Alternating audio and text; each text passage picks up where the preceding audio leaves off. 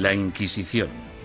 La Iglesia la inventó para salvar almas humanas, sin embargo acabó produciendo un sufrimiento humano inenarrable. La palabra Inquisición conlleva imágenes de tortura y crueldad. La tortura se utilizaba simplemente para sonsacar confesiones. Entre sus víctimas se incluyen Juana de Arco y Galileo, pero ¿sabemos realmente qué sucedió y por qué? Básicamente, todo lo que se ha afirmado sobre la Inquisición es erróneo por defecto. Y es erróneo porque nunca hubo acceso a la realidad que se escondía detrás de la Inquisición.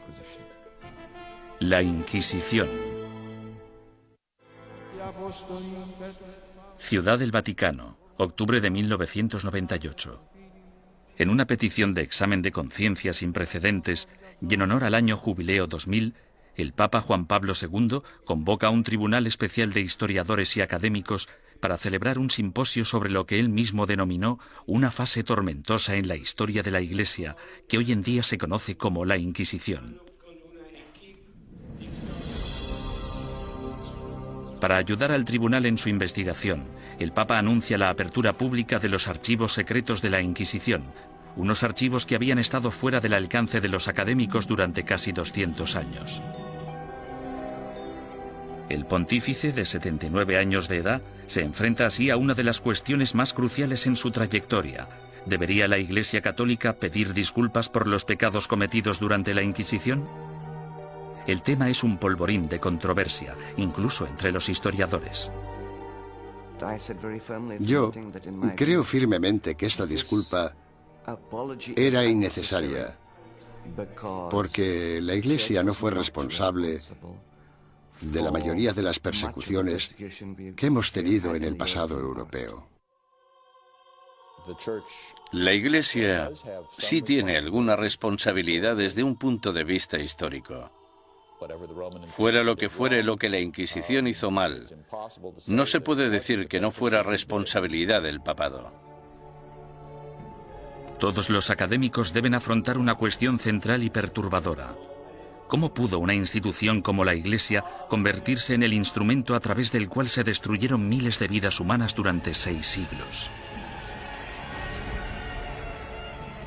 La primera respuesta implica comprender que nunca hubo una única y todopoderosa Inquisición, sino más bien instituciones independientes en España, Portugal e Italia. Lo que compartían era un oscuro y perpetuo miedo, el miedo a la herejía religiosa.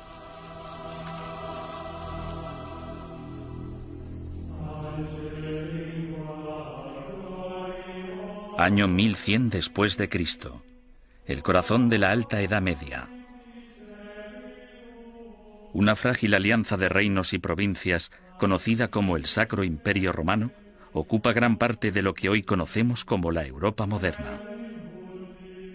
Tras la conversión del emperador Constantino al cristianismo y durante casi 800 años, la religión considerada antaño como una secta insurgente se convirtió en la única fe legal, penetrando en todos los niveles de la vida personal, social y política. El cristianismo latino-europeo simbolizaba no solo la fuerza civilizadora en un mundo bárbaro, sino también la promesa de la salvación después de la muerte. El clero y los ciudadanos vivían temerosos del duro juicio de Dios. Con todo, seguía habiendo disidentes que se atrevían a desafiar la sagrada doctrina cristiana. La Iglesia tachó a estos rebeldes de pecadores o herejes. El estar equivocado en relación al dogma de la Iglesia no te hace hereje porque existen muchos dogmas religiosos. Lo que te convierte en hereje es que las autoridades eclesiásticas te informen de que no estás en lo cierto e insistir en tus convicciones ante esa autoridad. La palabra herejía proviene del latín airesis, que significa elección. Alrededor del siglo XII, herejía cobra un significado mucho más amenazante. Se convierte en un peligro mortal para la sociedad y para el hombre en una traición a Dios. Según el derecho civil, los criminales acusados de traición serán castigados con la muerte y sus bienes serán confiscados. ¿Qué otro motivo es necesario para que aquellos que ofendieron a Jesús, Hijo del Señor, sean expulsados de la comunión cristiana y privados de sus bienes? Papa Inocencio III. A pesar de la posición inamovible de la Iglesia en considerar esto un delito, los grupos de pensamiento libre siguieron emergiendo e insistiendo en interpretar a Dios a su manera. Entre dichos grupos se encontraban los valdenses, predicadores itinerantes que erraban por el sur de Francia y el norte de Italia, viviendo en apostólica pobreza. El atractivo de los valdenses parece que fue su visión de un cristianismo simplificado, de la habilidad de todos para predicar si se poseía la inspiración del Espíritu, sin importar si se era clérigo o no. La Iglesia insistía que cualquiera que quisiera dedicarse a la predicación pública debía ser acreditado por el obispo de su diócesis. Cuando los valdenses se negaron a dejar de predicar, el Papa Lucio III emitió un edicto, conocido como Bula Papal, que tachaba el movimiento de hereje y excomulgaba a todos sus seguidores. La herejía se contemplaba como una amenaza a la comunidad cristiana. Era algo que podía perturbar a la gente, y no solo perturbar, sino que podía enajenar a toda la sociedad de la fe. Por eso era tan importante luchar contra ella. Los valdenses fueron suaves en comparación con los herejes más radicales, los cátaros. Los cátaros veían su fe como la única verdadera y se mostraban completamente hostiles ante la Iglesia establecida, a la que consideraban perniciosa. Los cátaros llamaban a sus sacerdotes perfecti o buenos cristianos. Comprometidos con una vida de estricta abstinencia, los sacerdotes no podían mentir, blasfemar, comer carne ni mantener relaciones sexuales. Acusaban a la Iglesia organizada de abusar cada vez más de su poder clerical. La austeridad de los perfecti cátaros parecía, en comparación, sumamente atractiva.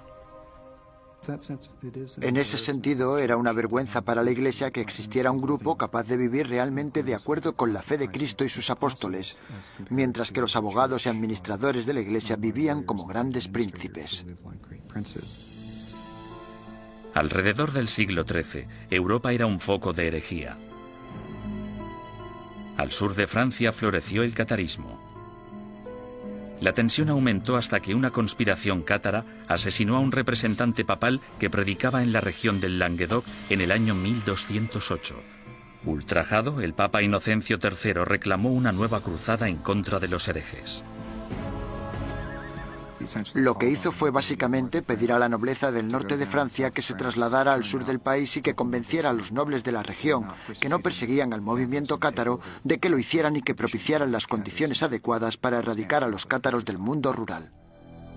El Papa denomina esta guerra santa contra sus semejantes cristianos la Cruzada Albigense, en honor a la catedral francesa de la ciudad de Albi. Las atrocidades que cometieron sus cruzados del norte se convirtieron en legendarias. Los perfecti cátaros, fácilmente identificables por sus atuendos negros, eran asesinados en el acto. Los perfecti no intentaron esconderse, en parte porque la muerte les liberaba de este terrible mundo material en el que el Dios mezquino les había sumergido. Tenían una tímida tendencia al martirio. Sin embargo, tras años de matanzas, los astutos perfecti decidieron desprenderse de su atuendo distintivo y camuflarse gradualmente. A pesar del celibato, incluso empezaron a viajar con mujeres afirmando que eran sus esposas. El Papa Inocencio III volvía a enfrentarse al mismo rompecabezas del principio. El objetivo de la Iglesia era esparcir la salvación y un hereje muerto solo era bueno para el diablo. El pontífice en apuros consideró el sistema judicial del momento. El procedimiento habitual, el acusatorio, forzaba a la parte injuriada a hacer una acusación pública. Si la parte acusadora no conseguía probar su caso, entonces ésta era castigada del mismo modo en que habrían castigado al acusado. Este proceso hacía que incluso los que tenían una queja real se mostraran reacios a presentar una acusación. Inocencio III se dio cuenta de que esas reglas no servirían para su objetivo a largo plazo. En el año 1215, el Papa congregó a todos los líderes cristianos en el Cuarto Concilio de Letrán, celebrado en Roma. Inocencio utilizó el encuentro para anunciar sus nuevas normas para la persecución de herejes y clérigos descarriados. La Santa Inquisición había nacido.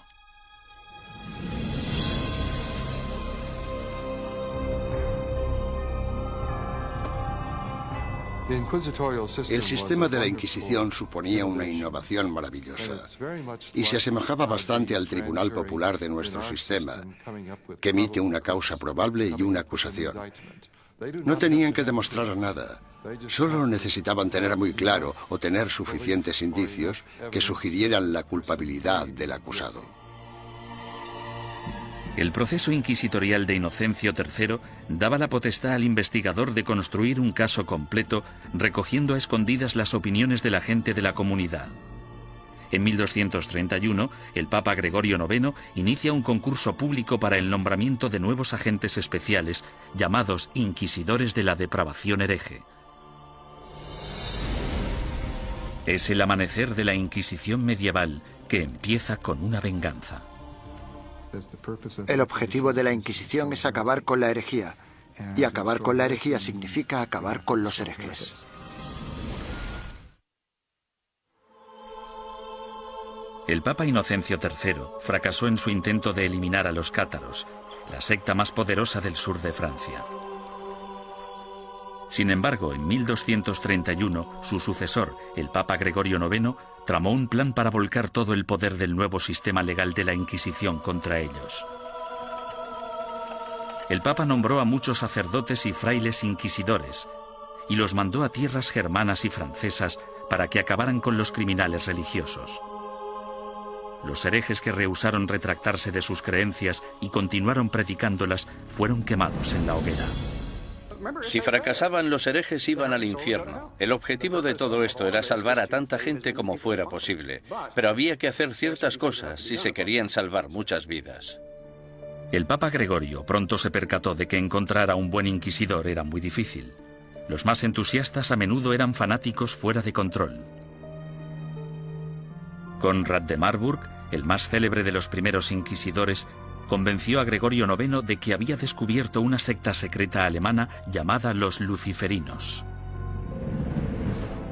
El modus operandi de Conrad consistía en reclutar a una pandilla de linchamiento, arrestar a los supuestos herejes y ofrecerles dos opciones: retractarse o arder vivos.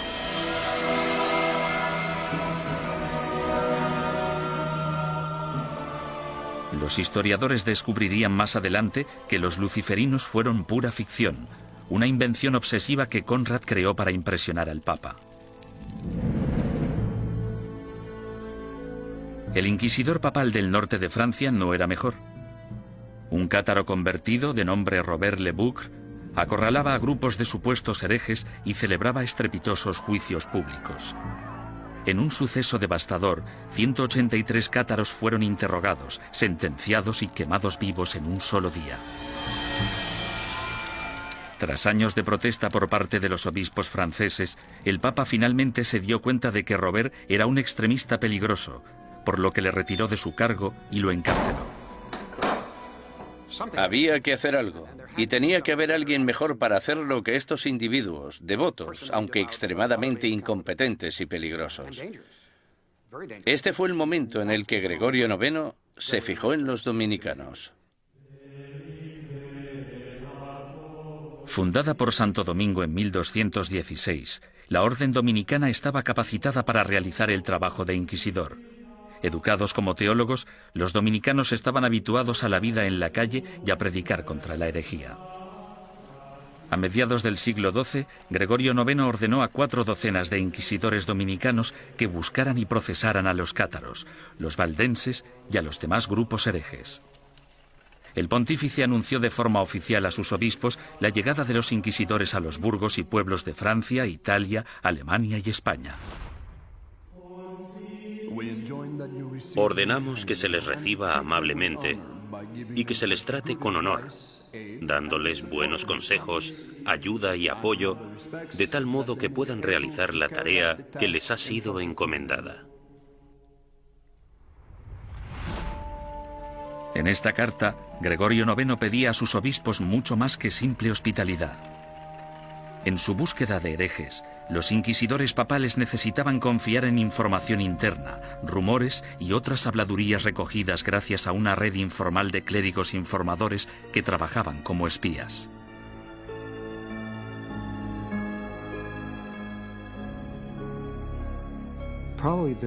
Probablemente sus mejores ojos y su mejor oído en el mundo rural eran los del clero parroquial, puesto que éste vivía en los pueblos, tenía familiares en ellos y por lo tanto estaba atento a los cotilleos locales.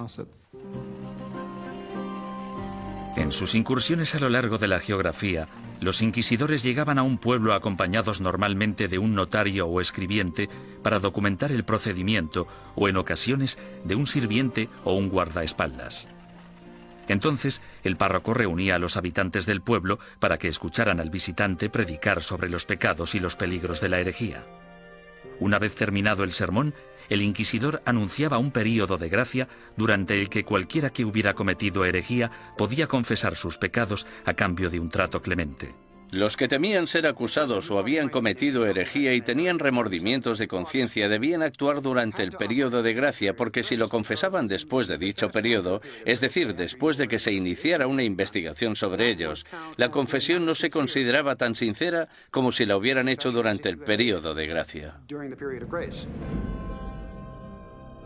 Unas semanas más tarde, el inquisidor anunciaba el fin del período de gracia, momento en el que se iniciaba la fase más nefasta del edicto de fe. Desde ese momento, cualquier acusado se convertía en víctima de interrogatorios o arrestos.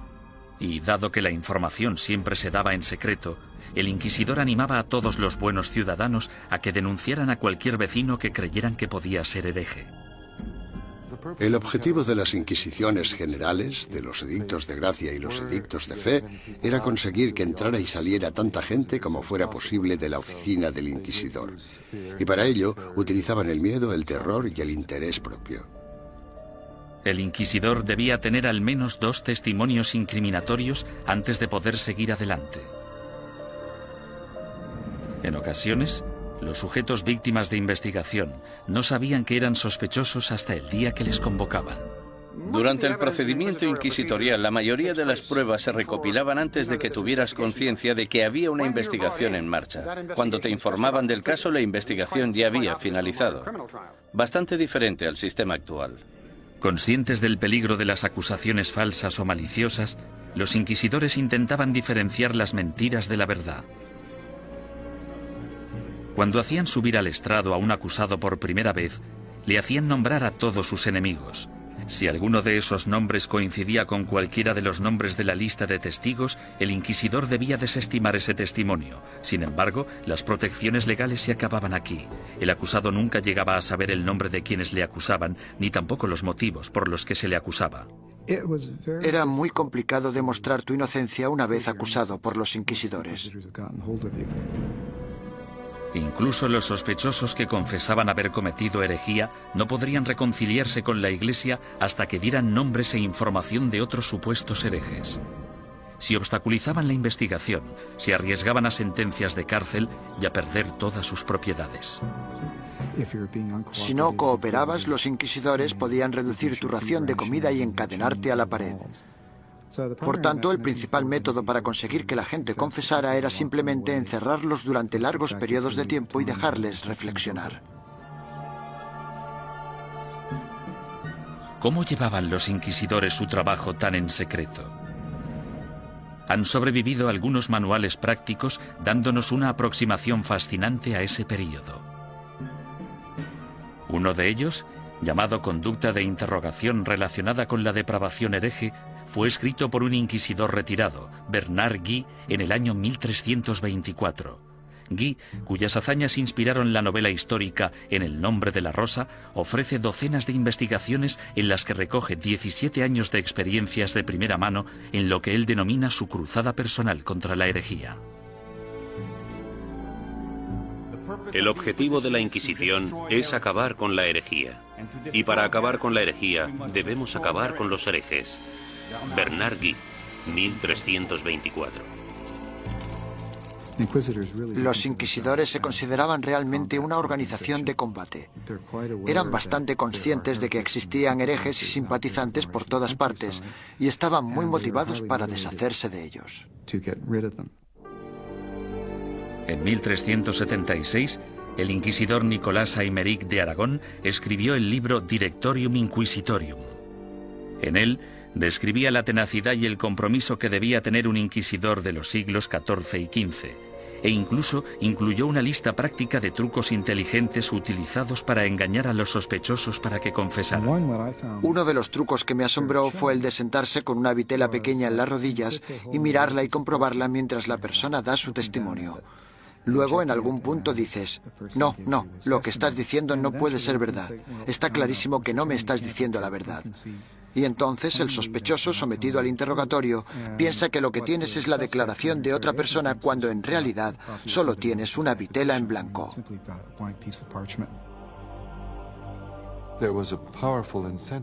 Los inquisidores estaban altamente motivados para llegar hasta la verdad como fuera.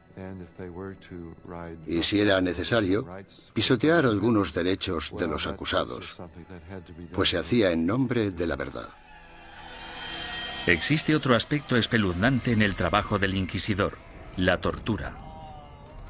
En la Edad Media se consideraba un método aceptable para la detección de mentiras siempre que hubiera razones suficientes para justificarla. En el siglo XX, cuando hablamos de tortura, pensamos en violencia física para obligar a la gente a decir la verdad. En aquel entonces, se trataba de un método para averiguar si el acusado estaba diciendo la verdad.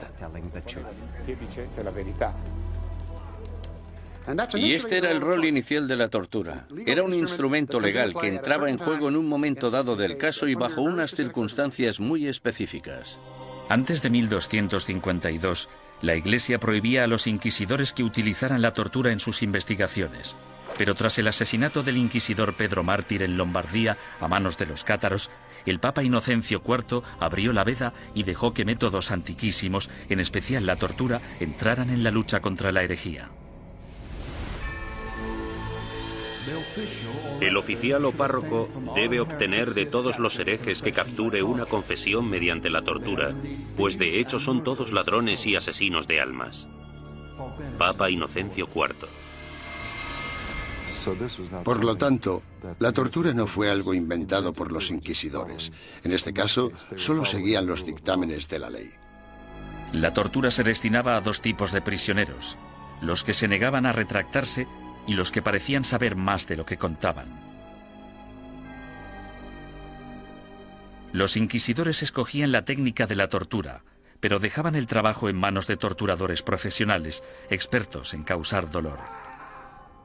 Para empezar, debían describir la tortura a la persona. Luego debían mostrar los instrumentos de la tortura al acusado. Y tras dar 3 o 4 pasos como estos, el acusado sufría alguno de esos métodos de tortura. Sin embargo, dicho acusado podía decir en cualquier momento: ya he tenido suficiente. La estrapada era uno de los métodos de tortura más populares en la Edad Media y el Renacimiento. Las manos del acusado se le ataban a la espalda y a una cuerda que se colgaba de una viga en el techo. En algunas ocasiones se añadían pesos en los pies de la víctima. Una vez izado, se bajaba al prisionero y se le volvía a levantar de un tirón o se le sacudía violentamente. Los atornilladores de piernas o las prensas de espinillas eran instrumentos mecánicamente más sofisticados para causar dolor. Con cada vuelta de tornillo, más aguda se volvía la presión sobre las piernas del prisionero. En medio de toda esta mutilación se encontraba el notario del inquisidor, apuntando con esmero y fidelidad los acontecimientos de la sesión y listo para anotar la confesión tan pronto se produjera. El clero justificaba todo esto como un acto de benevolencia. Al fin y al cabo, si la tortura llevaba a la confesión, el injuriador podía finalmente reconciliarse con Dios y recibir la salvación. Si la confesión se realizaba durante la tortura, el proceso consistía en liberar al acusado de los instrumentos de tortura y permitir que se recuperara.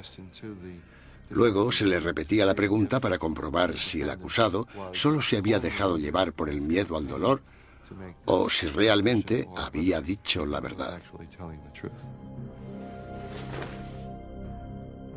Con todas esas técnicas a su disposición, no resulta sorprendente que los inquisidores fueran convincentes en casi un 90% de los casos. ¿Podía la herejía estar realmente tan extendida? ¿O eran los inquisidores los que utilizaban su poder para asustar a la gente y obligarles a hacer confesiones falsas? En mi opinión, uno de los mayores problemas a la hora de trabajar con los informes de la Inquisición es determinar hasta qué punto podemos creer nada de lo que está escrito en ellos, porque los inquisidores, si querían, podían hacer confesar casi todo a cualquiera. Aunque para los culpables de herejía, lo más temido era el día del juicio. No podías hacer nada para huir de ellos, porque estaban obligados a ejecutarte. Durante los siglos XIII y XIV, los inquisidores papales siguieron su camino por el sur de Europa, recogiendo acusaciones e investigaciones de herejes. Estos sacerdotes se veían como soldados de primera línea de Dios, en guerra por la salvación de las almas, pero dejaban atrás un campo de batalla repleto de bajas. La Inquisición asustaba a los ciudadanos y les obligaba a traicionar a sus amigos y vecinos, destruyendo familias y convirtiendo comunidades pacíficas en una fábrica de mentiras y sospechas.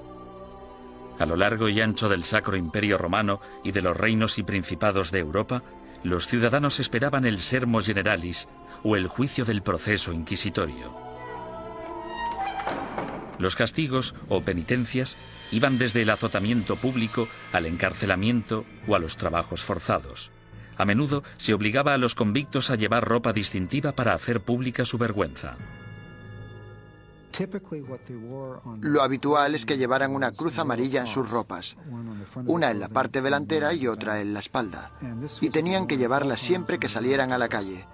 No podían ocultarlas con nada, y si se caían se suponía que debían reponerlas. Los que iban marcados con la cruz amarilla se convertían en parias de la comunidad, pero su destino era clemente comparado con las penitencias que sufrían los herejes reincidentes, es decir, los que se retractaban y luego volvían a sus viejas costumbres. Su castigo era la ejecución. El derecho canónico, sin embargo, prohibía a los miembros del clero participar en cualquier juicio de sangre, por lo que los inquisidores entregaban a los herejes condenados a las autoridades civiles. Los inquisidores derramaban algunas lágrimas de cocodrilo y decían algunas palabras con la esperanza de que las autoridades civiles mostraran clemencia con esa gente. Sin embargo, su mayor deseo era que los condenaran a la hoguera. Cuando la Inquisición entregue a los culpables de herejía al poder civil, el magistrado de la ciudad deberá hacerse cargo de ellos en el acto y, en un periodo máximo de 5 días, deberá ejecutar las leyes hechas contra ellos. Papa Inocencio IV, 1252.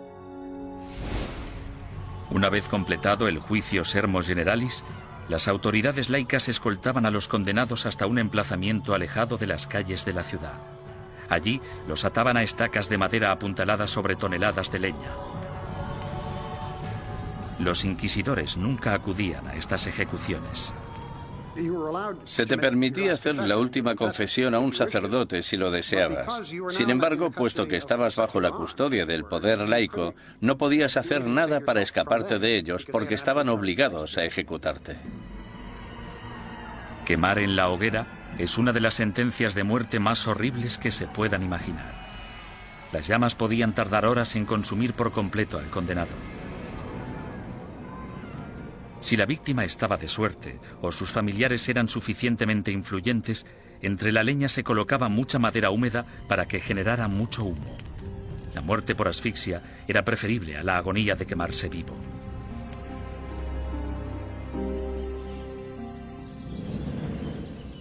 Ni siquiera la muerte podía liberarte de las garras de la Inquisición. En ocasiones, personas que habían muerto hacía años recibían acusaciones post-mortem y eran condenadas por herejía. Se saqueaban sus tumbas y se lanzaban sus restos a la hoguera. Desgraciadamente para la familia del fallecido, lo peor aún estaba por llegar. Las autoridades civiles confiscaban automáticamente todas las propiedades de los herejes fallecidos, dejando desvalidos a sus esposas e hijos sin importar su lealtad religiosa. La mañana siguiente a una ejecución a menudo atraía a los coleccionistas de reliquias, basureros que acudían con sacos a barrer las cenizas en busca de piezas de cadáveres. En la mayoría de los casos, no se trataba ni de necrófagos ni de locos. Normalmente eran los que creían que aquellos que morían ejecutados eran mártires y merecían ser venerados. Mucha gente pensaba que los herejes eran buenos cristianos y los inquisidores gente malvada, por tanto podía darse un contraataque. El siglo XIV fue testigo del punto más álgido de la campaña de la Inquisición.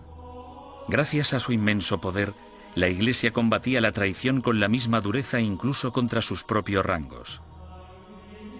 Cuando un grupo de franciscanos decidió desvincularse de la orden y llamarse a sí mismos franciscanos espirituales, el Papa Juan XXII les acusó de abandonar los ideales de su fundador, San Francisco de Asís, y ordenó a la Inquisición que acabara con ellos. Tras quemar en la hoguera a 4 líderes franciscanos espirituales en Marsella el año 1317, la mayoría de los rebeldes restantes volvieron a la orden original. Durante los 150 años de la Inquisición papal de Gregorio IX, los principales movimientos herejes, los cátaros y los valdenses, fueron virtualmente erradicados de la Europa occidental. Al reducirse el número de herejes, parecía que la Inquisición acabaría desapareciendo por completo. Sin embargo, el negocio de la cacería y el castigo de brujas resucitó el proceso con una venganza durante el siglo XIV. Se consideraba herejía, puesto que se creía que para conseguir poderes el hechicero debía renunciar a Dios y a su bautismo. Es decir, que debía romper un contrato y rendir algún tipo de homenaje al diablo para poder conseguir esos poderes. El diablo nunca da nada a cambio de nada. La política corrompió los primeros casos de brujería. En 1307, Francia se encontraba casi en bancarrota tras una serie de fracasos bélicos. Su rey, Felipe el Hermoso, envidiaba las riquezas y las propiedades que poseían los caballeros templarios, una orden de poderosos monjes guerreros que se formó durante la primera cruzada a Tierra Santa. El rey Felipe los acusó falsamente de brujería, y durante los 7 años siguientes se torturaron y encarcelaron o quemaron en la hoguera a miles de templarios por toda Europa. Ningún historiador moderno cree que los templarios fueran objetivamente culpables de los cargos que se les imputaron: sodomía, adoración al diablo, herejía, etcétera, etcétera. En mi opinión, esto fue una verdadera manipulación cínica del proceso por parte de Felipe el Hermoso, y supone uno de los ejemplos más espeluznantes de hasta qué punto podían llegar a pervertirse los procedimientos inquisitoriales. Un siglo después, tras su triunfo sobre los ingleses en Orleans, Juana de Arco fue capturada y encarcelada por sus enemigos, que temían su creciente poder político. La entregaron al Tribunal Inquisitorial, organismo que utilizaron como instrumento en su contra. Los que acusaban a Juana defendían que las voces que ella consideraba su inspiración eran las voces del diablo y que sus premoniciones eran brujería. Juana fue condenada y murió en vehemente agonía. La nueva herejía de brujería diabólica parecía muy peligrosa tanto para la Inquisición como para las autoridades civiles, y engendró el manual práctico más relevante e influyente de todos. Publicado en 1486, Malleus Maleficarum, o el martillo de las brujas, proporcionaba apoyo teológico, consejos legales y varias técnicas para acusar, torturar y sentenciar a las brujas. Se trata de un documento infame, puesto que crea la imagen arquetípica de la mujer bruja, además de ser una de las obras de todo el mundo literario que muestra más abiertamente su misoginia. Cuando una mujer piensa por sí misma, solo piensa en cosas malas. Como son más débiles de cuerpo y alma, no resulta sorprendente que puedan sucumbir al hechizo de la brujería. Toda brujería procede de la lujuria carnal que en las mujeres es insaciable. Malleus Maleficarum. La historia ha demostrado que uno de los autores de Malleus Maleficarum, un inquisidor de nombre Heinrich Kramer, tenía ciertos problemas para controlar su propia insaciable lujuria carnal. En el año 1485, Kramer fue acusado de llevar a cabo una inquisición en la región de Innsbruck, lo que ahora es Austria. Él mismo se buscó los problemas porque la mayoría de los interrogados eran mujeres y las preguntas tenían relación con sus actividades sexuales. Alarmado por la manifiesta obsesión sexual de Kramer, el obispo ordenó que destituyeran al inquisidor y que liberaran a todos sus prisioneros. 2 años más tarde apareció Malleus Maleficarum. Nació de la frustración de Kramer por la experiencia de Innsbruck y de la furiosa misoginia que sufría. Durante los siguientes 200 años, el Malleus Maleficarum se convirtió en un bestseller y llegó a ser publicado en 4 lenguas distintas. Estaba destinado a convertirse en la principal fuente de inspiración de los cazadores de brujas laicos, católicos y protestantes que aterrorizarían Europa y Norteamérica durante los siglos XVII y XVIII. Durante el siglo XV, sin una nueva política ni postura por parte del papado, la Inquisición empezó a desvanecerse poco a poco. Por lo general, los tribunales inquisitoriales se mantenían en activo solo si un inquisidor en particular quería seguir persiguiendo la herejía. Si no quería, no pasaba nada. Y así fue como los tribunales fueron perdiendo fuerza. Sin embargo, en España, la astucia política del rey y la devoción de la reina se apoderaron del proceso inquisitorio e hicieron que su aterrador poder recayera en su propia gente. El número de personas que se quemaban vivas en una misma hoguera era pasmoso, incluso para los estándares actuales.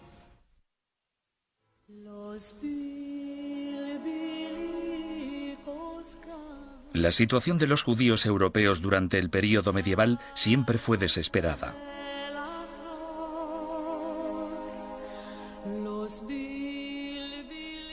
Expulsados de una nación tras otra, a partir del siglo IV, algunos finalmente se establecieron en España. Prosperaron viviendo y trabajando en relativa armonía tanto con musulmanes como con cristianos. Pero a finales del siglo XIV, una serie de problemas económicos y levantamientos sociales despertaron antiguos prejuicios. En las décadas de 1380 y 1390, amotinamientos en contra de los judíos provocaron el incendio de sinagogas y el asesinato de miles de judíos. La solución de las autoridades españolas fue expulsar del país a todos los judíos que no se convirtieran al cristianismo. Muchos decidieron marcharse, otros, sin embargo, hartos de una persecución sin fin, optaron por abandonar la religión de sus antepasados para poder quedarse en España. La conversión en masa de los judíos el año 1391 en España es casi única en la historia judía. En muy pocas ocasiones se había conseguido que tantos judíos se convirtieran al mismo tiempo junto con sus rabinos y sus riquezas. Esto redujo en gran número la población de judíos en España. Debido, al menos en parte, a su antigua ética cultural de escolarización y esfuerzo continuo, estos nuevos cristianos, llamados conversos, prosperaron durante las décadas siguientes. Como judíos habría sido ilegal que realizaran ciertos trabajos o que ocuparan ciertas posiciones en el gobierno. Sin embargo, como cristianos las posibilidades abundaban. Desde los inicios de la historia de la conversión de los judíos, tenemos a conversos obispos, conversos ministros, conversos líderes financieros. Tenemos conversos ocupando las más importantes posiciones de la sociedad cristiana, porque esa era la ventaja de convertirse. Y fue precisamente esto lo que pudo originar las objeciones de los otros cristianos, que recelaban de la creciente relevancia de esa gente que anteriormente había sido judía. En tan solo unas pocas generaciones, miembros de la Iglesia Católica de España empezaron a acusar a estos nuevos cristianos de practicar secretamente la religión judía mientras mantenían una fachada apropiadamente cristiana. Este fenómeno judaizante era en parte verdad, puesto que algunos conversos, aunque se autoproclamaban cristianos, mantenían costumbres que habían heredado de sus antecesores. La dimensión de la llamada actividad judaizante era más de carácter cultural que religiosa. En otras palabras, realizaban ciertas cosas que sus padres y sus abuelos habían hecho y en las que no veían nada particularmente malo, como encender velas el sábado. Muchos de ellos creían que encender velas el sábado no tenía nada inherentemente conflictivo con el catolicismo. Su condición de cristianos bautizados también significaba que si se intuía de cualquier modo que recaían en el judaísmo, podían ser acusados de herejía. Fue precisamente esta trágica ironía la que les condujo hacia su destrucción. Con el matrimonio en 1469 de Fernando de Aragón e Isabel de Castilla, se unieron los dos reinos más poderosos de la península ibérica. Los consejeros dominicanos de Isabel pronto la convencieron de que la actividad judaizante suponía una amenaza mortal para el catolicismo en España y que una Inquisición podría ser la única solución. Si el clero pedía una Inquisición, no era solo porque fueran fanáticos, sino porque sabían perfectamente que detrás de ellos tenían a muchos seguidores muy fieles que tenían conciencia del problema tal y como lo percibían.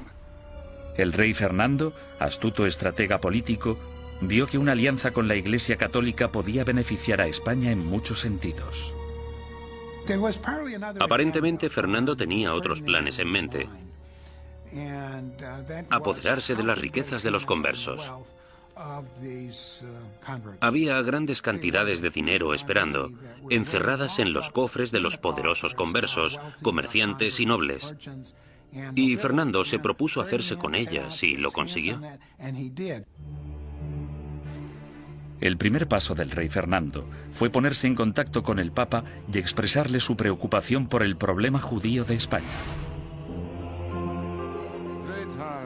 Es enorme el daño que los cristianos sufren con el contacto, las relaciones y la comunicación con los judíos, que siempre intentan de un modo u otro seducir a los leales cristianos y apartarlos de nuestra santa fe católica. Fernando el Católico.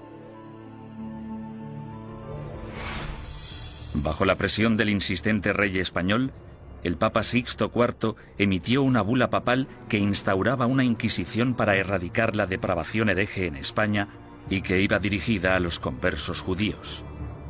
Esta nueva Inquisición española fue algo completamente distinto a todos los demás tribunales inquisitoriales anteriores. Sus normas garantizaban que el rey Fernando, y no el Papa, controlaba todos y cada uno de los aspectos de sus actividades. El tribunal de mayor grado, llamado la Suprema, consistía en 6 o 7 hombres nombrados personalmente por el rey. Solo un miembro, el inquisidor general, era nombrado oficialmente por el Papa, y aún así, este tenía que haber sido nombrado antes por Fernando. Aunque os guste el título de inquisidor, somos yo y la reina quienes os hemos nombrado y sin nuestro apoyo muy poco podéis llevar a cabo. Rey Fernando. Esto significa que el Estado empieza ya en la Inquisición española a tener cierto poder de control sobre la institución. Esto no era así en la Edad Media. El 6 de febrero de 1481 se celebró el primer auto de fe en Sevilla. En este acto, que se convertiría en el símbolo de la Inquisición española, un centenar de hombres y mujeres conversos fueron acusados de practicar secretamente la religión judía y juzgados ante la Iglesia. 6 de ellos pagaron el más alto precio. Fueron quemados en la hoguera. En mitad del auto siempre se celebraba una ceremonia.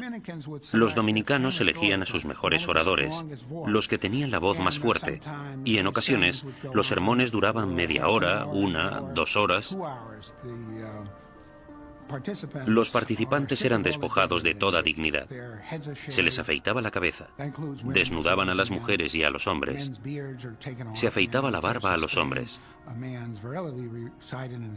En España, la virilidad de un hombre residía en su barba, por lo que afeitarla resultaba muy desagradable. La idea de la ceremonia era humillar a los penitentes y mostrar a la congregación cuál era el castigo por cometer herejía.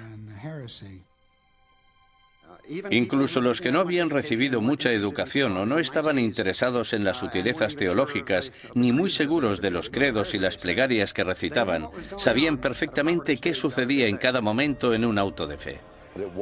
Era un espectáculo aterrador cuyo objetivo era poner unos límites en la mente de las personas sobre lo que podían decir, pensar y creer. Durante el primer año desde su establecimiento, 1.500 conversos acusados de judaísmo fueron juzgados y otros cientos condenados a muerte. La cantidad de personas que se quemaba en una misma hoguera era pasmosa incluso para los estándares actuales. Se quemaron 28 personas de una sola vez, en otra ocasión 70 personas, y en el mayor auto jamás celebrado se quemaron 109 personas en una misma hoguera. A diferencia de los herejes medievales que se atrevían a predicar sus ideas en público, el judaísmo secreto era, por definición, una actividad clandestina que se llevaba a cabo a puerta cerrada. Los vecinos podían decir que habían visto a un individuo leer un libro que probablemente era judío solo por el hecho de ver a alguien mirando un libro pequeño, que podría ser el libro de las horas. O podían decir que habían oído a alguien cuchichear una plegaria que seguro que era judía. Por tanto, encender velas, darse un baño, lavar la ropa, tratar, preparar y comer carne en día de pescado, como podían ser los viernes o los miércoles, podía causarte grandes problemas si tus vecinos se percataban y tenías mala relación con ellos. Las acusaciones provocaban más acusaciones. Algunos conversos se delataban a sí mismos con la esperanza de limpiar su historial y frustrar así el ataque de sus enemigos. Sin embargo, solo se podía conseguir una penitencia clemente si se hacía una confesión completa, y eso significaba dar los nombres de compañeros herejes. La única forma de escapar de todo eso era escoger nombres de otras personas de la comunidad. Esto recuerda mucho a los Estados Unidos de los años 50 y al pánico rojo que provocó la creación del Comité sobre Actividades Antiamericanas. Fue aquí donde se produjeron tantas tragedias. Gente inocente de todos los cargos podría, bajo tortura y pena de muerte, haber dado nombres sin pensar, solo para ser liberados. Si consideramos a Fernando e Isabel como los arquitectos de la Inquisición española, su contratista fue sin duda Tomás de Torquemada, el primer inquisidor general. A partir de 1490, Torquemada redactó minuciosa y sistemáticamente reglas que todavía conservamos en papel para guiar a los inquisidores, incluyendo el más mínimo detalle sobre lo que debían o no debían hacer. Y como consecuencia, podemos considerarle el fundador de la Inquisición. No hay ninguna duda de que Torquemada presidió la Inquisición durante su período más sanguinario y que ejerció mucha influencia sobre la corona. A pesar de que se le ha retratado de todos modos, desde un loco hipnotizador hasta un monje siniestro y obsesionado por el sexo, los historiadores saben muy poco sobre él.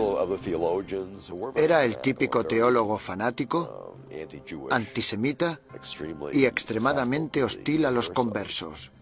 Era un hombre que concentraba toda esa intolerancia y ferocidad tan característica de los primeros inquisidores.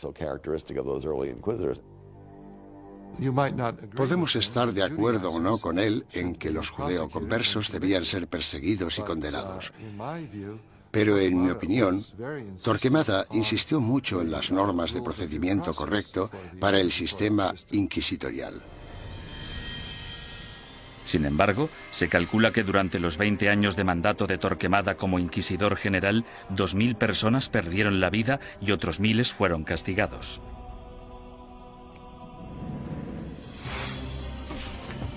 A ello se le sumó un alocado complot de asesinato que selló el destino de los judeoconversos españoles y aseguró el papel de la Inquisición en España durante los siguientes 200 años.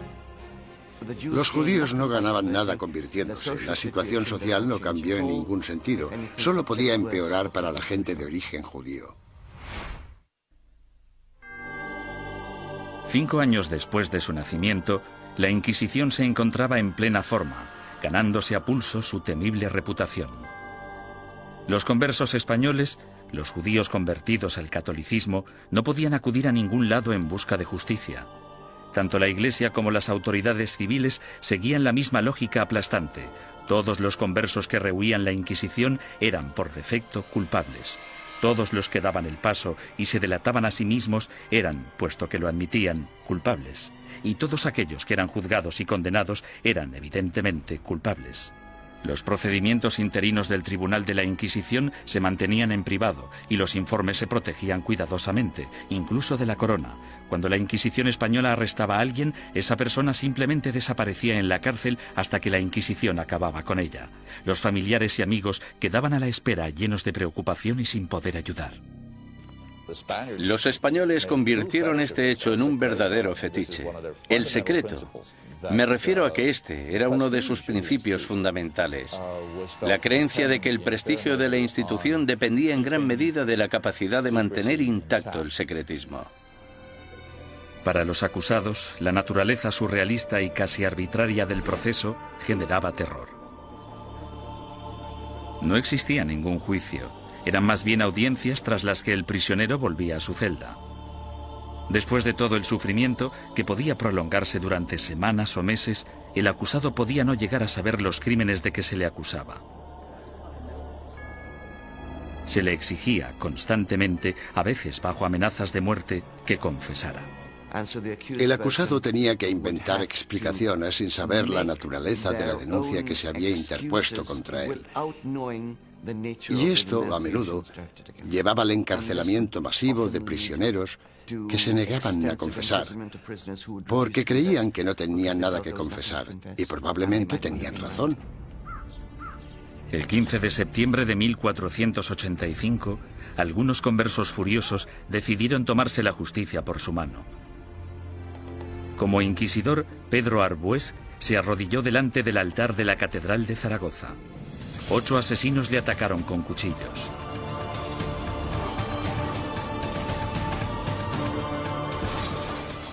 Arbués murió al día siguiente, y con él la esperanza de todos los conversos españoles, pues el desdichado complot hizo que los judíos perdieran la simpatía pública para siempre y garantizó a la Inquisición un lugar en la sociedad española durante las generaciones venideras. Entre los académicos hay una pregunta obvia que ha generado más debate que cualquier otra. ¿Practicaban realmente los conversos el judaísmo en secreto o fueron simplemente cabezas de turco de la intolerancia? El problema desde un punto de vista técnico es que la única fuente de información que tenemos para responder a esta pregunta proviene del Santo Oficio. En consecuencia, el tema a tratar es, ¿debemos creer totalmente en los hermanos del Santo Oficio que investigaron a los conversos? ¿O debemos pensar que fue básicamente un fraude, una gran exageración basada en falsos testimonios? A petición del inquisidor general Torquemada, en marzo de 1492, el rey Fernando emitió otro edicto de expulsión. Se daba a los judíos 4 meses para aceptar el bautismo o abandonar España. Durante los meses siguientes, casi la mitad de la población judía de España, unas 40.000 personas, abandonó el país. Los demás se quedaron y se convirtieron al cristianismo. Simplemente cayeron en la misma trampa que habían tendido a sus antepasados judíos hacía 100 años. Por tanto, los judíos no ganaban nada convirtiéndose. La situación social no cambió en ningún sentido. Solo podía ir a peor para la gente de origen judío. No lloréis a vuestra partida, pues vosotros tenéis que beber vuestra propia muerte de un sorbo, mientras que nosotros tenemos que quedar atrás, entre esta gente malvada, recibiendo la muerte de ellos cada día. Juan de León, judío español converso. En 1499, la orden de expulsión se amplía para incluir a todos los musulmanes no convertidos de España.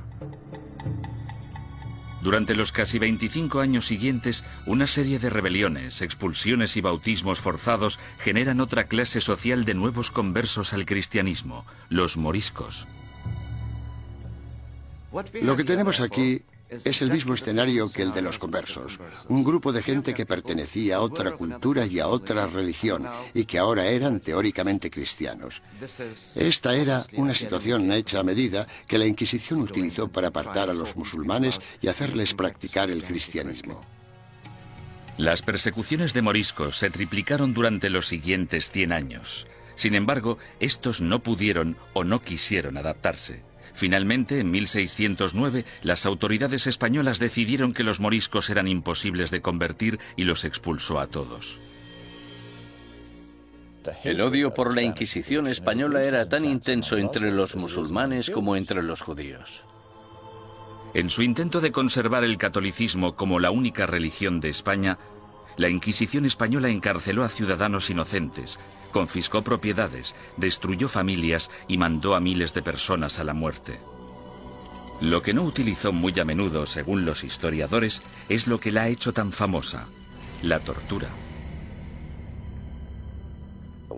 Una de las cosas que se han podido afirmar con seguridad gracias al reciente estudio de la Inquisición es que la tortura se utilizó en muy pocas ocasiones en dicha institución. La tortura se utilizaba única y exclusivamente para sonsacar la confesión, y una vez se había conseguido, la tortura cesaba. Los inquisidores se enfurecían si sus subordinados torturaban a individuos demasiado viejos, demasiado enfermos, leprosos o supuestos enfermos mentales. Tampoco querían que se torturara a niños. Pero no importa la poca frecuencia de uso, la Inquisición tenía reglas concisas sobre cómo ejercer la tortura. A los prisioneros, ya fueran mujeres u hombres, se les desnudaba. Solo se les cubría sus partes íntimas. No todo el clero de entonces practicaba el celibato, y todos los que lo practicaban no eran capaces de contemplar una escena de estas características una y otra vez sin sentir el más mínimo arrebato de sadismo o satisfacción sexual. Decir que esto podía prolongarse durante siglos es no comprender en absoluto la naturaleza de la sexualidad humana. La garrucha, versión modernizada de la estrapada medieval, se convirtió en el método de tortura más común. El potro, probablemente el instrumento de tortura más famoso de todos, también era muy efectivo, aunque tenía algunos inconvenientes. Su uso no podía prolongarse porque una de las reglas vitales de la tortura era que la Inquisición no podía derramar sangre. Si se vertía una gota de sangre, la tortura debía suspenderse. La toca, o tortura con agua, se convirtió en la favorita de los inquisidores españoles. Durante el terrible sufrimiento, la boca del prisionero se mantenía abierta a la fuerza y se introducía una pieza de ropa por la garganta. Luego se vertía agua por la garganta, de modo que la pieza de ropa quedaba empapada y provocaba al prisionero violentos espasmos. Durante la Inquisición española, la tortura no podía aplicarse más de 3 veces y nunca durante más de 15 minutos. Las afirmaciones que hacían los prisioneros no eran legales, a no ser que las ratificaran 24 horas después, lejos de la sala de tortura. Hubo inquisidores que rompieron las reglas, aunque lo hicieron por ignorancia, más que por malicia. El buen juez debe hacer caso omiso de los gritos, lloros, suspiros, temblores o del dolor del acusado. Y toda tortura debe realizarse con tal cuidado que el acusado no se vuelva loco, ni quede herido, lesionado ni indebidamente angustiado. J. Damunder, testigo ocular de las torturas. Se les pedía que siguieran las normas del libro, eso era todo. Yo no he encontrado, sinceramente, demasiados indicios de que se rompieran dichas normas. Me refiero a que tal vez estaban más dispuestos a seguir los procedimientos que los policías de hoy en día. La Inquisición española realizó algunas innovaciones en el área del castigo. La cruz amarilla que llevaban los herejes medievales en sus vestimentas evolucionó hasta un atuendo llamado San Benito. Estas ropas debían vestirse en el juicio conocido como el auto de fe o acto de fe, y luego por encima de la ropa de calle mientras durara la penitencia. La gente que iba por la calle era objetivo de todo tipo de comentarios sarcásticos. Los niños les tiraban piedras, todo esto hacía muy difícil poder ganarse la vida. Ni tan siquiera la muerte liberaba al hereje de la vergüenza. El hábito con el que se enterraba al difunto se colgaba en la parroquia del lugar para recordar a todo el mundo en la ciudad que esa persona y su familia estaban relacionados con la herejía. Muerte y humillación no eran los únicos escollos de la Inquisición. Uno de sus castigos más temidos era convertirse en esclavo en las galeras españolas. Se cree que este castigo fue invención del mismísimo rey Fernando. No tenía nada que ver con la religión, la herejía ni cualquier otra cosa. Pero el rey Fernando se percató de que mucha de esta gente estaba siendo castigada con penas del todo inútiles y pensó, buena idea, ¿por qué no utilizamos a esta gente? Porque yo necesito remeros en mis barcos. Después de la muerte, ser enviado a las galeras era el castigo de la Inquisición española más temido. No puedo imaginarme nada peor que ser esclavo en las galeras. Yo casi preferiría que me quemaran. Al menos acabaría rápido. Durante la expulsión del año 1492, miles de judíos cruzaron la frontera con Portugal, engrosando allí la población judía y reanimando viejas tensiones raciales. A causa de los alborotos resultantes, los judíos portugueses fueron obligados a convertirse al cristianismo, y en 1532 el rey Juan III insistió en que Portugal tuviera su propia Inquisición. Durante 10 años, los ricos conversos portugueses utilizaron todas las formas de persuasión posible, incluyendo enormes sobornos, para convencer al Papa de que no instaurara una Inquisición en su nuevo santuario. Muchos conversos españoles se fueron a Portugal y de hecho pronto superaron en número a la comunidad portuguesa. Dichos conversos creían que en Portugal estarían a salvo hasta que, evidentemente, los portugueses instauraron su propia Inquisición y todo cambió. La Inquisición portuguesa se puso a trabajar de inmediato con los sospechosos de siempre. Entre 1547 y 1580 se celebraron 34 autos de fe en Portugal con casi 2.000 penitentes y 169 ejecuciones. Las persecuciones fueron tan letales que los conversos, la mayoría de los cuales apenas habían emigrado a Portugal desde España, decidieron volver a su tierra natal y enfrentarse a lo que parecía el mal menor de las dos malvadas instituciones. Tras la conquista militar española del Imperio Azteca en 1521 por Hernán Cortés, los conversos portugueses y españoles pronto emigraron a las Américas en busca de un nuevo comienzo.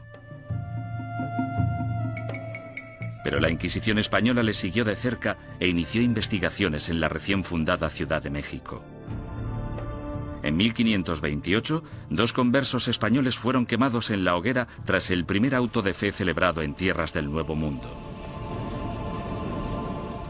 Las primeras oleadas de sacerdotes españoles también consideraban su deber guiar a la población americana lejos de sus creencias paganas y ayudarles a adoptar el cristianismo. Tras un periodo inicialmente optimista sobre lo que se creía una conversión extendida, la segunda generación de prelados españoles en el Nuevo Mundo empezó a tener dudas sobre si los indios seguían siéndolo a escondidas después de ser bautizados, del mismo modo que se creía que los conversos seguían siendo judíos tras el bautismo.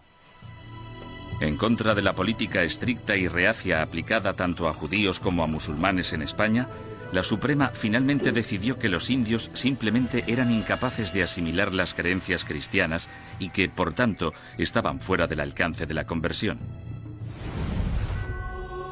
Sin embargo, la Inquisición pronto se enfrentaría a su mayor enemigo hereje de todos los tiempos, el protestantismo.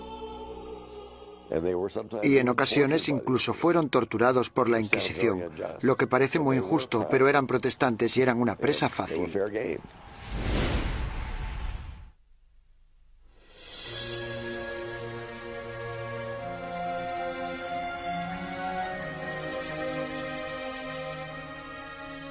Al mismo tiempo que las inquisiciones española y portuguesa remataban su azote contra los musulmanes y los judíos herejes, otra amenaza apareció en escena. En 1517, un sacerdote alemán llamado Martín Lutero dejó su famoso tratado, las 95 tesis, a las puertas de la iglesia de Wittenberg. Se trataba de un ataque acerbo a la Iglesia católica. ¿No es cierto que bajo el vasto cielo no existe nada más corrupto, más pestilente y más odioso que la corte de Roma? La que una vez tuvo las llaves del cielo, ahora es una especie de boca abierta hacia el infierno. Martín Lutero. La carismática protesta de Lutero evolucionó hasta convertirse en una auténtica revolución religiosa. El movimiento de la Reforma sacudió a toda Europa. Alrededor del año 1550, las coronas de Dinamarca, Noruega, Suecia y Finlandia ya se habían acogido a la nueva religión llamada protestantismo. El Papa estaba furioso. La forma en la que se contemplaba desde Estados Unidos la amenaza soviética de los años 50 y 60 sería muy parecida a la forma en la que Roma en aquel entonces contemplaba la amenaza protestante. Con sus ajetreados puertos y su extensa red europea de comercio, era solo cuestión de tiempo que las ideas protestantes empezaran a viajar hacia la España católica. En 1577, dos grupos independientes de adinerados protestantes convertidos fueron descubiertos y arrestados en Sevilla y en Valladolid. Estos arrestos de finales de 1550 fueron terribles para la administración inquisitorial y para el gobierno real, puesto que muchos de los sospechosos ocupaban altos cargos en la burocracia gubernamental. El descubrimiento de dos organizaciones protestantes en dos de las mayores ciudades de España causó oleadas de pánico por todo el país católico. El rey español Carlos V, que había dedicado los últimos 30 años a la lucha contra el protestantismo en Alemania, exigió una purga rápida y despiadada. Su aliado en Roma, el Papa Pablo IV, volcó todo el poder de la Iglesia en el ataque contra el protestantismo y emitió una bula papal sin precedentes en la que permitía a la Santa Oficina Española ejecutar a los ofensores que cometían un crimen por primera vez e incluso a los que se arrepentían. Según mis conocimientos, esta es la única vez en toda la historia de las Inquisiciones española, romana o portuguesa en que los acusados, que por primera vez admitían estar arrepentidos de sus errores doctrinales, eran igualmente condenados a muerte. La fiebre del antiprotestantismo llegó a todas las grandes ciudades de España. Fueron quemados en la hoguera sacerdotes, monjas, soldados ingleses e incluso 3 niños que murieron junto con sus madres. En poco más de 3 años, tras el descubrimiento de protestantes en España, el protestantismo se había eliminado por completo. Nunca reaparecieron. España se caracteriza por no tener protestantes. El sangriento ataque a los protestantes entre los años 1559 y 1562 también marcó el punto más álgido de la ceremonia del auto de fe en términos de asistencia, pomposidad y pura teatralidad. Anticipándose a los juicios de cientos de protestantes herejes, el inquisidor general Fernando Valdés se propuso deliberadamente modernizar el auto de fe de forma grandilocuente. Los costes aumentaron astronómicamente. Llevaron al tribunal inquisitorial a la bancarrota, de modo que tuvieron que ir reduciendo miembros y empezaron a amontonar prisioneros para poder conseguir un auto realmente bueno y tener suficiente gente para quemar en las ceremonias. España eliminó sistemáticamente a todos los protestantes.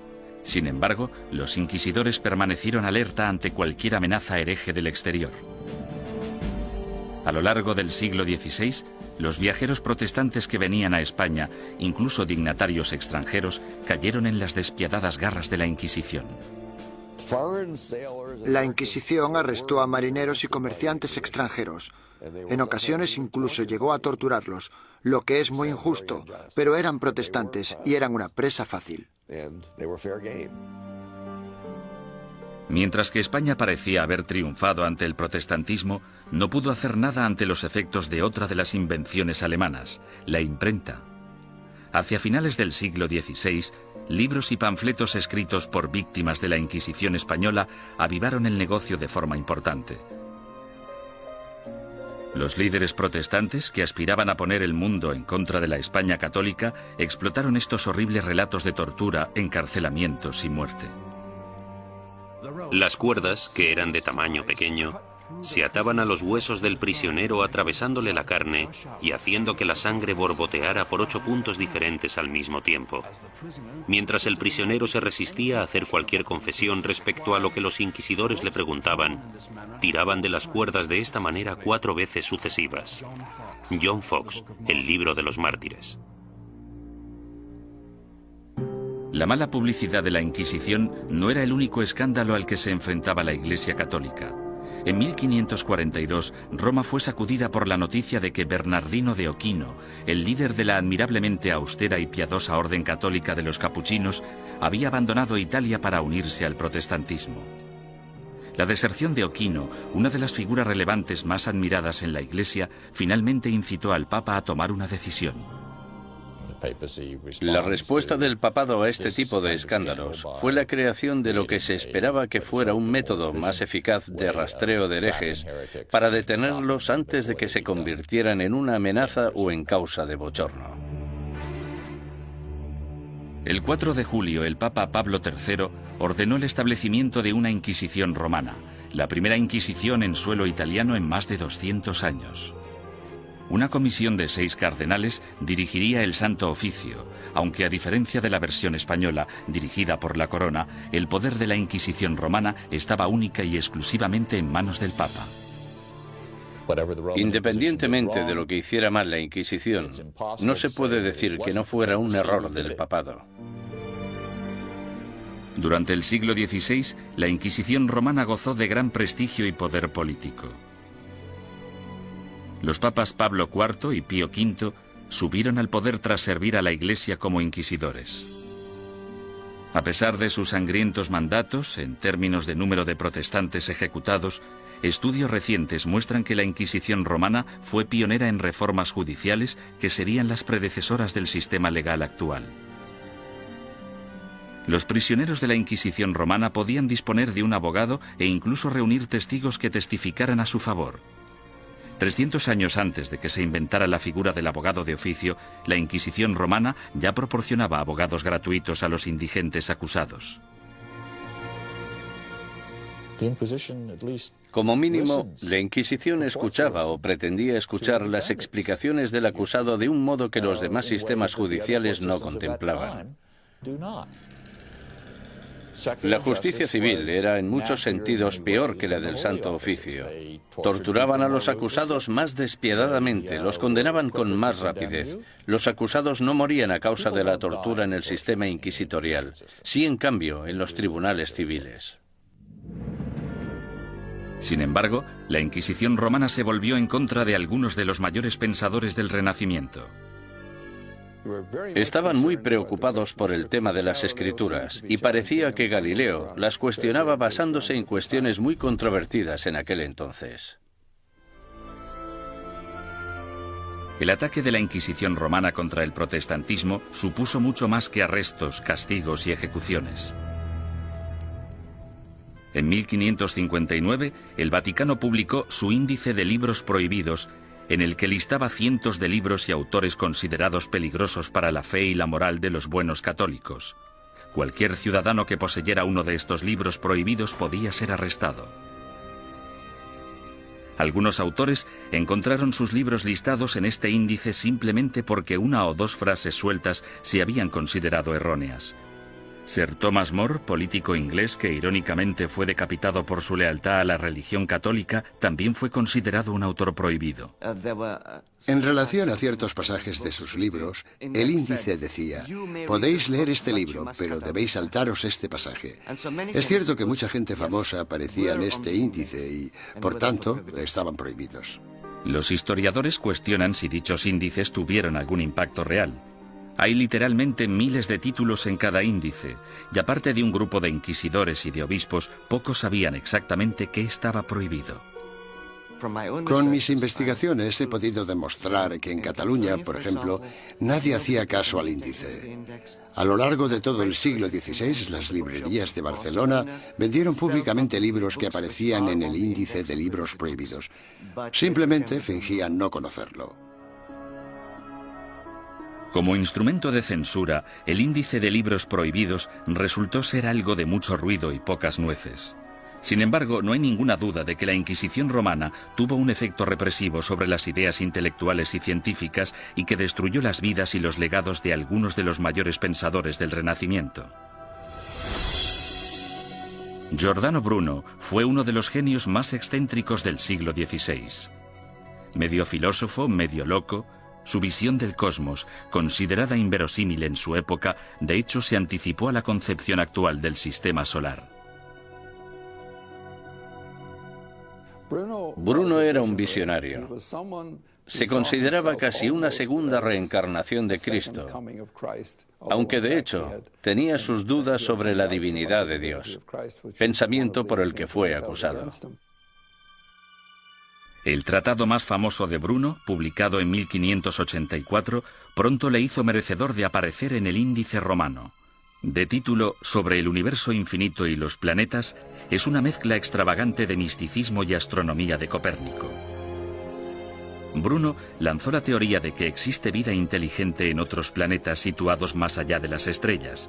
Enseñaba que la unificación de todas las religiones, incluidas el Islam y el judaísmo, era la única salvación de la humanidad. Estas creencias herejes provocaron aversión tanto entre los católicos como entre los protestantes. En un periodo de tensión religiosa, las personas como Bruno representaban una amenaza enorme porque en realidad parecían desechar casi todos los pilares básicos del cristianismo. Durante 15 años, Bruno evitó cautelosamente la Inquisición romana, manteniéndose alejado de Italia. Sin embargo, en 1591, un rico mecenas le convenció para viajar hasta Venecia y una vez allí le traicionó denunciándole ante el Santo Oficio. El encarcelamiento y el juicio de Bruno duraron 7 años, durante los que el tribunal romano llegó prácticamente a implorarle que abandonara sus creencias herejes. Él se negó. Habría sido como repudiar toda su vida. En mi opinión, para un hombre como Bruno, que estaba completamente convencido de sus propios poderes, habría sido casi imposible actuar de otro modo. Tal vez vuestro miedo a juzgarme sea mayor que mi miedo a ser juzgado. Giordano Bruno. La obstinación de Bruno enfureció tanto al Papa Clemente VIII que él mismo le condenó a muerte. El 8 de febrero de 1600, Bruno fue conducido al campo dei Fiori, en pleno corazón de Roma, y fue quemado vivo. En la actualidad, una estatua en su honor, erigida en el año 1829, marca el lugar de los hechos. Otro intelectual renacentista, Galileo Galilei, también desató la ira de la Inquisición. Cuando construyó el primero de sus famosos telescopios en el año 1609, Galileo ya era un físico y profesor de matemáticas de fama mundial. En 1613 publicó 2 libros más, Mensajero Celestial y Manchas Solares, en los que defendía la teoría de Copérnico, según la cual la Tierra no solo gira sobre sí misma, sino que además da una vuelta anual alrededor del Sol. Oficiales ultrajados de la Inquisición denunciaron las creencias de Galileo y citaron numerosos pasajes de las Santas Escrituras que describen la Tierra como centro estático del universo. A los cardenales no les preocupaba demasiado qué era lo que giraba alrededor de qué. Les preocupaba mucho el tema de las escrituras, y Galileo parece que las cuestionaba con ideas muy controvertidas para la época. Sin embargo, Galileo vuelve a cuestionar a la Iglesia y toma una decisión asombrosa. Durante años ha habido un debate tremendo, sobre todo durante el último siglo, sobre qué debería haber hecho Galileo. En 1616, Galileo evitó ser juzgado y castigado por la Inquisición romana cuando aceptó dejar de enseñar sus rompedoras teorías planetarias. Con todo, 16 años después, alentado por el hecho de que su viejo amigo y admirador, el cardenal Barberini, se convirtió en el Papa Urbano VIII, el célebre científico publicó un nuevo manifiesto en el que reforzaba sus antiguas ideas. En esta ocasión, Galileo no calculó bien sus pasos, pues no solo produjo pánico en la Inquisición, sino que también provocó la ira de su antiguo aliado, el Papa. En mi opinión fue ese factor, la aversión personal, la oposición personal del Papa, lo que en gran parte hizo que el Santo Oficio procediera como lo hizo. Tenía una gran influencia. Galileo fue acusado de herejía. En enero de 1633, tras redactar sus últimas voluntades y su testamento, el astrónomo de 68 años viajó a Roma para enfrentarse a la Inquisición. Le hicieron todo tipo de preguntas. ¿Cómo escribiste un libro como este? ¿Por qué?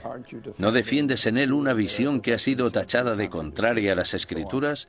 Galileo siguió manteniendo su inocencia, lo que probablemente no fue una buena estrategia dadas las circunstancias del juicio. Tras 3 meses de interrogatorio por parte de la Inquisición, en los que le amenazaron con torturarle, llegaron a un acuerdo.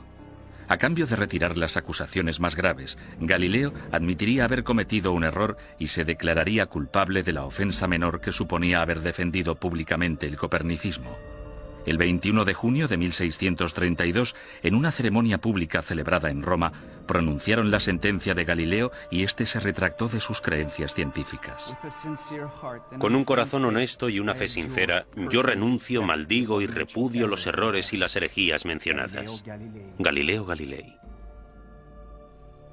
Durante años ha habido un debate tremendo, sobre todo durante el último siglo, sobre qué debería haber hecho Galileo.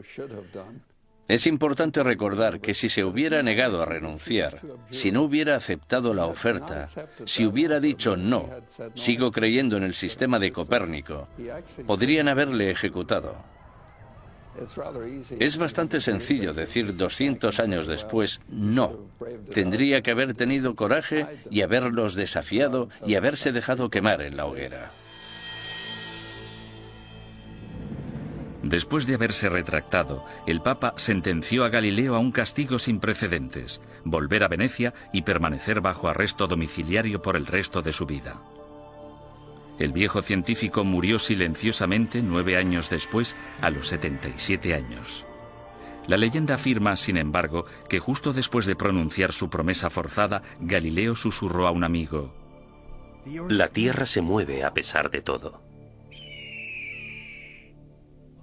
En 1992, el Papa Juan Pablo II anunció oficialmente que la Iglesia se equivocó en 1633 al acusar al padre de la ciencia moderna de hereje. Es una lástima que no le escucharan, que no hubiera ningún teólogo en aquel momento capaz de entenderle. El error fue de los que juzgaron a Galileo.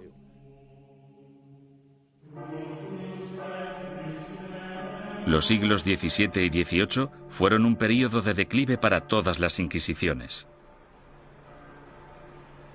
En España, aparte de la necesidad de erradicar a los conversos acusados de practicar secretamente el judaísmo, la Inquisición española se centró en la persecución de comportamientos personales inaceptables, como por ejemplo la homosexualidad, la bigamia y el adulterio, así como también los crímenes del clero. Las ceremonias de castigo, los autos de fe, siguieron celebrándose de forma esporádica en el siglo XVIII.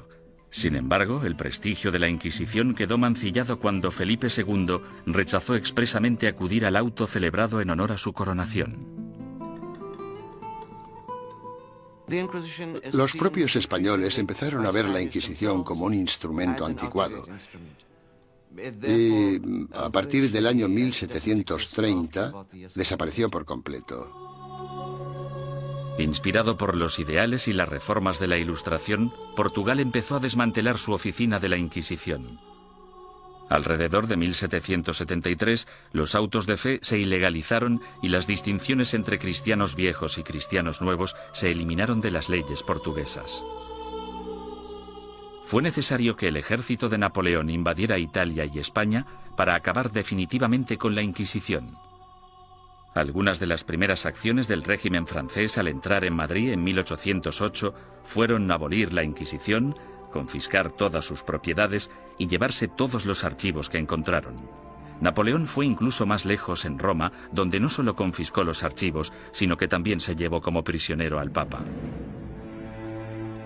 En 1814, el imperio napoleónico se derrumbó y el Papa Pío VII regresó sano y salvo a Roma. Finalmente, en el año 1820, la Inquisición española fue ilegalizada completamente. Al oír la noticia, grupos de ciudadanos asaltaron el palacio, quemando y destruyendo todos los informes inquisitoriales. Algunas personas cuyos familiares habían sido juzgados no querían que se supiera. Por eso los robaron y los destruyeron. A pesar de la aplastante realidad, el papado se negó a admitir que el final de la Inquisición era inevitable. La Inquisición romana continuó ejerciendo teóricamente, no en la práctica, durante los siguientes 150 años. En 1965, el Papa Pablo VI reorganizó el Santo Oficio llamándole la Congregación para la Doctrina de la Fe. Todavía existe en la actualidad, aunque solo interviene como consejera en asuntos eclesiásticos.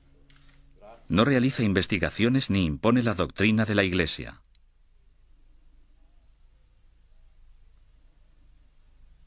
Desde la caída definitiva de la Inquisición, son incontables los mitos y testimonios inexactos que han surgido sobre su objetivo y sus prácticas. Los descubrimientos realizados en documentos nunca vistos, así como en los archivos de la Inquisición abiertos por el Vaticano recientemente, han ayudado a desbancar algunos de ellos. Por ejemplo, se ha podido demostrar que algunos recuentos de personas quemadas en la hoguera eran enormemente exagerados. La gente decía que se habían quemado 200 personas. De esas 200, quizá 3 fueran reales y 197 imaginarias. Poco a poco hemos podido fijar los números reales de las personas que fueron ejecutadas. Han sido necesarios muchos siglos para comprender que algo estaba mal. Debemos tener en cuenta el contexto y la mentalidad. Mucha gente creía que la Inquisición era un instrumento necesario y, aunque no gustaba demasiado, se aceptaba. Sin embargo, otros eruditos advierten que una visión revisionista de la Inquisición nos podría estar llevando demasiado lejos en la dirección errónea. Era una institución malvada. Si se mira todo en conjunto, yo diría que la Inquisición fue exactamente como la han descrito y que no necesitamos un lavado de cara de la Inquisición más de lo que necesitamos una revisión del Holocausto.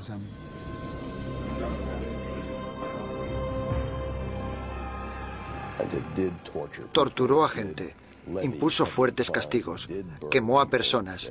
Había teólogos fanáticos en las Inquisiciones, había antisemitas en las Inquisiciones. Todo esto es innegable. Hay un hecho que la historia no puede negar.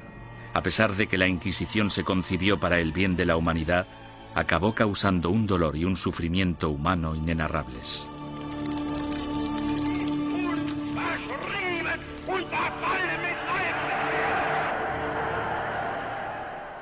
Las Inquisiciones existieron durante casi 6 siglos y lucharon por la necesidad de un grupo de imponer sus ideas sobre las de los demás. Esa necesidad sigue existiendo en la actualidad.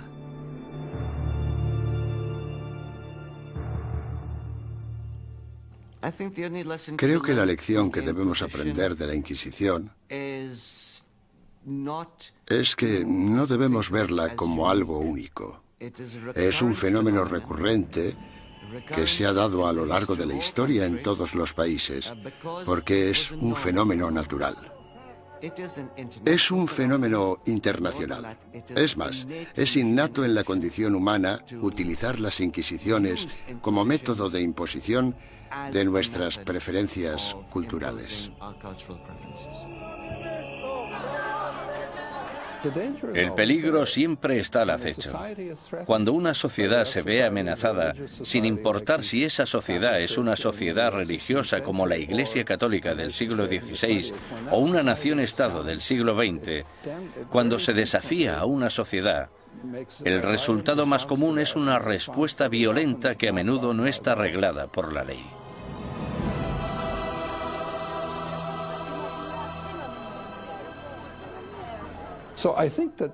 Por lo tanto, creo que esta reacción ante la amenaza es tan antigua como la humanidad y, sin duda alguna, perdurará en el futuro.